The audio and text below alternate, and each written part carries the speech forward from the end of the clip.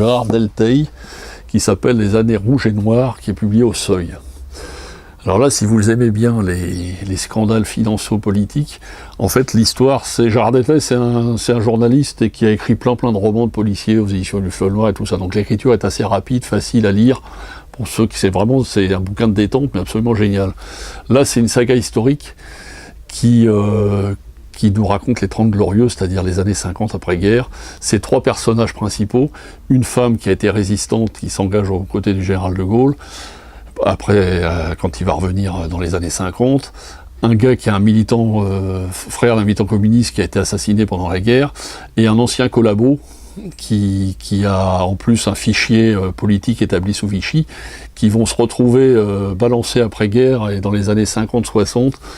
Alors c'est un peu les films d'Audiard avec Gabin et tout ça, sauf que c'est pas drôle, hein, c'est génial parce qu'on croise...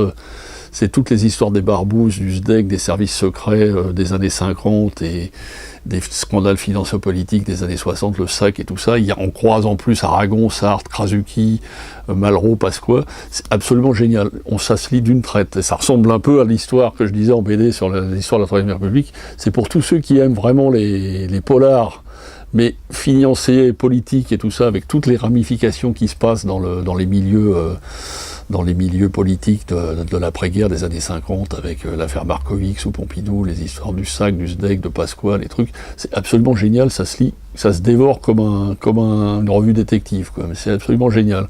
Ça s'appelle Les années noires, les années rouges et noires de Gérard Delteil au Seuil. Et ça, c'est vraiment un coup de cœur, vraiment, je suis plongé là-dedans, on apprend plein de choses, on se remémore plein de choses. Bon, évidemment, les gens que vous avez cités, ça parle peut-être pas à tout le monde, mais pour ceux qui ont connu cette époque, avec les scandales financiers, politiques et tout, les choses qu'on étouffait, qui étaient l'affaire du petit Clamart, les DS, les machins, c'est les années noir et blanc, le rouge et noir blanc des années 50-60, la grande période qu'on a appelée les 30 Glorieuses, mais tout n'était pas forcément glorieux.